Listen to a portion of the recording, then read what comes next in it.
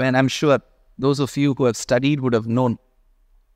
ஒரு பெரிய வித்தியாசம் கேட்பா, சிங்கத்துக்கும் புலிக்கும் என்ன வித்தியாசம் தெரியுமான்னு கேட்பா. நமக்கு ஏதோ ஸ்ட்ரைப்ஸ் இருக்கும், அது இருக்கும், புள்ளி இருக்கும்னு சொல்லுவோம். இல்லை இல்லை, புலி எப்படியானா நன்னா ஷார்ட் விட்டாலும் நம்ம பக்கத்தில் போய் நின்னா சும்மாவது கடிச்சு குதறியாவது வைக்குமா. ஆனால் சிங்கம் அப்படி இல்லையா, நன்னா ஷார்ட் விட்டோம்னா நம்ம பக்கத்தில் போய் நின்னாலும் கடிக்காதான்.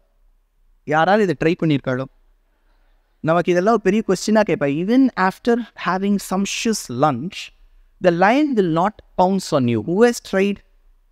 ஆனால் நிருசிம்ஹன் ஒன்றும் பண்ண மாட்டான். சாதாரண வண்டலூர் சிங்கம் எப்படி பண்ணோன்னு தெரியல, நிருசிம்ஹன் நமக்கு கருணையே சுரக்கக்கூடியவன். அந்த நிருசிம்ஹனை பற்றியதான பிரஸ்தாவம் எல்லா கிரந்தங்களிலும் வரும். அதாவது ஸ்ரீமத் ராமாயணத்தில் ராமர் உபோத்காத்தத்திலேருந்து சொல்லிவிட்டார், நான் ஒரு சாதாரணப்பட்டவன், I am a normal person. ஆத்மானம் மானுஷம் மன்யே ராமம் தசரதாத்மஜம், ஐ எம் டி ராம். நமக்கு என் ராமோட தான் தகராறு, டி ராமோட இல்லை. அதனால நான் டி ராம் அப்படின்ட்டார், தசரத ராம்.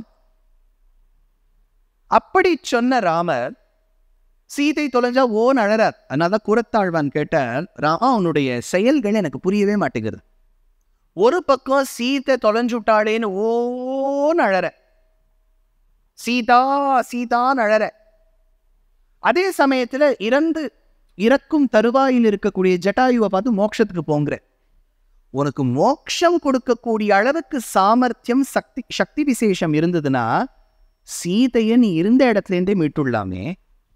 சீதையை தேடுவதற்கு வழி எப்போ நீ யோசிக்கிறியோ, உனக்கு எங்கேருந்து மோட்சம் கொடுக்கக்கூடிய அளவுக்கு சாமர்த்தியம்னு கேட்டார். அப்படின்னா அர்த்தம் என்னன்னா, மோட்சப்பிரதத்துவம் பெருமாளுடையது. ஆனா அவர் தன்னை சாதாரண மனிதனாக தன்னை காண்பித்துக் கொள்ளும் போது அந்த குணத்தை மறைச்சு வைக்கிறார். ஆனா மறைத்து வைத்த ராமர் கூட ஒரு விஷயம் பண்ணியிருக்கார். எங்கன்னா திருப்புல்லானிங்கிற ஸ்தலம், தர்பசயன ராமனாய் தர்பையை விரித்து ஆதி ஜெகநாத கஷேத்திரத்துல தான் படுக்கையில் துயின்றார்.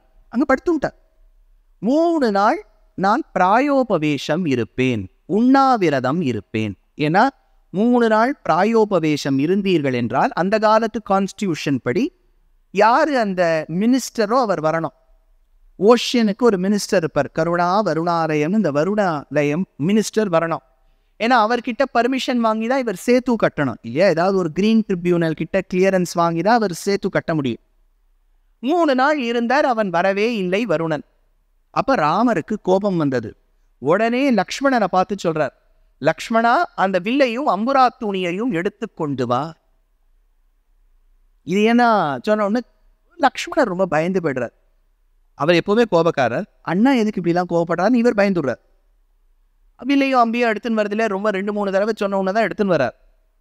இது விபீஷண சரணாகதியில ஆகும்போது ராமர் ஒரு வார்த்தை சொல்றார், இவன் மட்டும் வரலேன்னு வச்சுக்கோ, வருணன் வரல, எனக்கு அந்த ஒப்புமை கொடுக்கல நான் சேத்து கட்டுவதற்கு என்றால் என் சாமர்த்தியத்தை குறைந்ததாக எடை போடுகின்றான். என் நகத்தின் நுனியால் நான் இந்த சமுத்திரத்தில் இருக்கக்கூடிய ஜலத்தை பற்றடித்து செல்வேன். அங்குல்ய கிரேண தான் ஹன்யான் இச்சன்னு ஹரிகணேஸ்வர. I will dry up the waters in the ocean and walk straight. அப்படின்னு சொன்ன உடனே நாக்கு மடிச்சுக்கிறார். Extra dialogue பேசிட்டார். சாதாரண மனிதன்னு சொல்லிட்டு இருந்தார். சாதாரண மனிதன் கடல்ல இருக்கக்கூடிய ஜலத்தை பற்றடிக்க முடியுமோ? Oceans can never be tried அப். ஏன் அவர் சொன்னார்? சொல்லும் போது ஒரு வார்த்தை சொல்லிவிட்டார், என் நகத்தின் நுனியால்னு விட்டார். க்ஷத்ரியாள்லாம் நகத்தின் நுனியெல்லாம் யூஸ் பண்ணக்கூடாது. க்ஷத்ரியாள்லாம் சொஃபிஸ்டிகேட்டட் வெப்பன்ஸ் தான் யூஸ் பண்ணணும். இந்த நகத்தில் பூறது, பிராண்டுறது, பல்லால் கடிக்கிறது, இதெல்லாம் க்ஷத்ரிய குணம் இல்லை. இவர் ஏன் நகத்தால சொன்னோம்னு விசாரம் பண்ணிட்டு குவைட் ஆயிட்டார். யாரும் அதை நோட்டீஸ் பண்ணல. நோட்டீஸ் பண்ணாத போது வால்மீகி நோட்டீஸ் பண்ணிவிட்டார். அவர் என்ன சொல்லிவிட்டார், ராமருக்கு தனக்கே தெரியாமல் முன்னாடி செய்த நிருசிம்ஹாவதாரம் ஞாபகம் வந்துடுத்து. அந்த நகத்தின் நுனின்னு சொன்னார் இல்லையா, நரசிம்மாவதாரம் ஞாபகம் வந்துடுத்தா. அங்குல்ல கிரேணதான் ஹன்யான் இச்சன்னு ஹரிகணேஸ்வர. அப்படின்னா ராமாவதாரத்திலும் ராமருக்கே ஞாபகம் வந்தது நிருசிம்மன். கிருஷ்ணாவதாரத்துல உண்டான்னு கேட்டா, கிருஷ்ணாவதாரத்து சிறு வயதில் கண்ணனுக்கு ராமாவதாரம் ஞாபகம் வந்ததுன்னு கிருஷ்ண கர்ணாமிரதத்துல லீலாசுக்கர் எடுக்கிறார். நரசிம்மாவதாரம் ஞாபகம் தானே இவருக்கு வரல, ருக்மிணிக்கு வந்தது.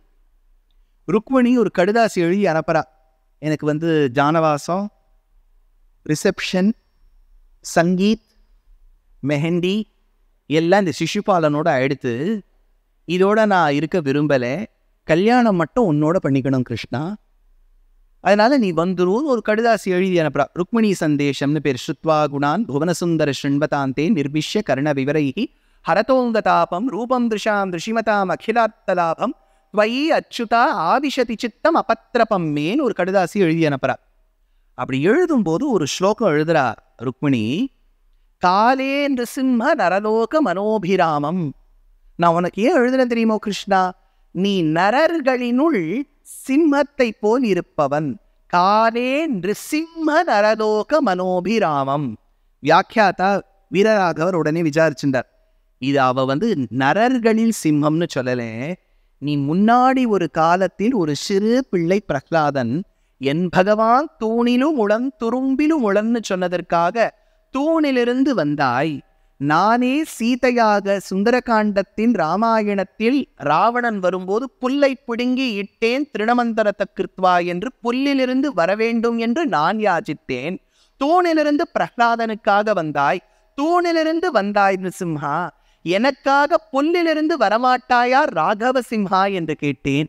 இன்று ருக்மிணியான நான் எழுதும் கடுதாசியிலிருந்து என்னை காப்பதற்காக வரமாட்டியா யாதவ சிம்ஹான்னு கிருஷ்ணருக்கு எழுதும் போதும் நரசிம்மாவதாரம் ஞாபகம். அப்போ ராமாவதாரத்தில் நிருசிம்மாவதாரம் ஞாபகம், கிருஷ்ணாவதாரத்தில் நிருசிம்மாவதாரம் ஞாபகம்.